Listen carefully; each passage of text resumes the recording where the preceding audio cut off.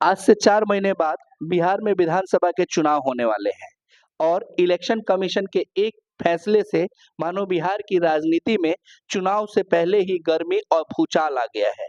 कल ही 9 तारीख को जब महागठबंधन विपक्षी दलों के द्वारा पूरे बिहार में चक्का जाम और विरोध प्रदर्शन किया गया, वहीं हम राय लेते हैं अपने निर्दलीय उम्मीदवार से श्री ललन राय जी से कि उनका इस मसले पर क्या राय है।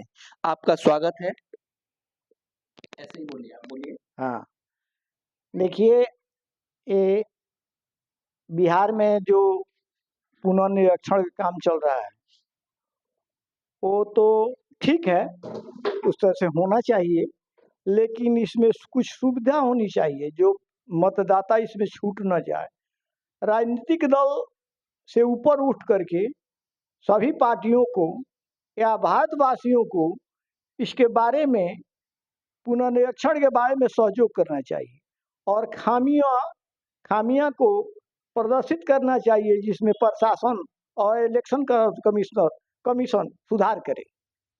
आपके राय से जो विपक्षी दल आज विरोध कर रहे हैं बिहार में इस वोटर पुनरीक्षण 2025 का, क्या आप उसका समर्थन करते हैं या विरोध करते हैं?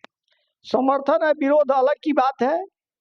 ये हम भारतवासी है, भारत का मतदाता सूची जैसे सुधरे, जिसे बाहरी लोगों की आवागमन में कमी हो, बाहरी लोग आज के भारत के किसी कोने, किसी जिले में, किसी राज्य में बस जा रहे हैं, इसको सुधार होगी।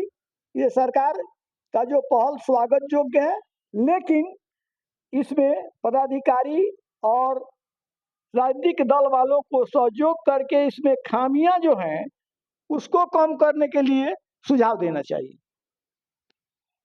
1 साल पहले इसी वोटर लिस्ट से पूरे देश में चुनाव हुआ, लोकसभा का चुनाव हुआ।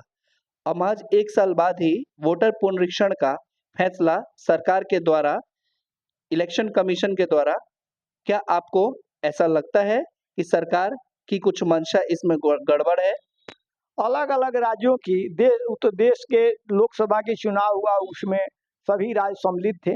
इसमें अलग अलग राज्य की कुछ अलग अलग कानूनें, अलग अलग कुछ व्यवस्थाएं हैं। उसमें बिहार सरकार अपना यदि करा रही है, बिहार सरकार में इलेक्शन कमीशन का जो मांग जो है, इलेक्शन कमीशन जो करा रहा है वो अच्छा है, लेकिन उसमें पारदर्शिता होनी चाहिए और लोगों को सुविधा मिलनी चाहिए। 1 महीने पहले चुनाव से लगभग 4 महीने पहले 1 महीने के भीतर इस पुनरीक्षण के कार्य को पूरा कर लेना है। बिहार जैसे बड़े राज्य में जहाँ कुछ हद तक व्याप्त अशिक्षा है, 1 महीने में इस कार्य को आपके नज़रिए से पूर्ण कर लेना और 1 महीने का समय पर्याप्त है? अभी इलेक्शन कमीशन का पहला टर्म है, हो सकता है कि इसका पुनरीक्षण पूरा नहीं हो, तो इलेक्शन कमीशन से हम लोग मांग करेंगे कि डेट बढ़ा करके कोई मतदाता छूट न जाए, इसकी व्यवस्था करना होगा इलेक्शन कमीशन को। वोट का अधिकार जीने के अधिकार के बाद सबसे बड़ा लोकतांत्रिक और मौलिक अधिकार है। आपको लगता है अनेकों श्रमिक जो पलायन पर हैं, अगर वे नहीं आते हैं 1 महीने के भीतर, तो क्या उनका वोट का अधिकार रह जाएगा? यही बात मैंने पहले कहा हूँ कि मान लीजिए कि इलेक्शन कमीशन का फर्स्ट टर्म जो है उन्हें 1 महीना के लिए, 30 दिन के लिए दिए हैं, लेकिन हो सकता है कि विधि व्यवस्था में कुछ अगर कमी रह जाती है तो इलेक्शन कमीशन इसके लिए डेट निश्चित करके आगे डेट बढ़ाए, ये हम लोग आग्रह करेंगे। पलायन एक ऐसी समस्या है जिससे पूरा बिहार जूझ रहा है और जब वोटर पुनरीक्षण में ऐसा भी हो सकता है कि डेट बढ़ने के बाद भी कुछ श्रमिक नहीं आ पाए, क्या उनके लिए ऑनलाइन ऐसी व्यवस्था है कि वे ऑनलाइन भी अपने फॉर्म को वहीं से बैठकर फिल कर पाएं? ये तो डिजिटल इंडिया है, सरकार चाहे तो व्यवस्था कर सकती है, इलेक्शन कमीशन चाहे तो व्यवस्था कर सकती है। जिस राज्य में उपसर्मी काम कर रहे हैं वो दायित्व कुछ उस राज्य सरकार की भी है कि इलेक्शन कमीशन के द्वारा अपना डिजिटल इंडिया के माध्यम से वो करा सकती है।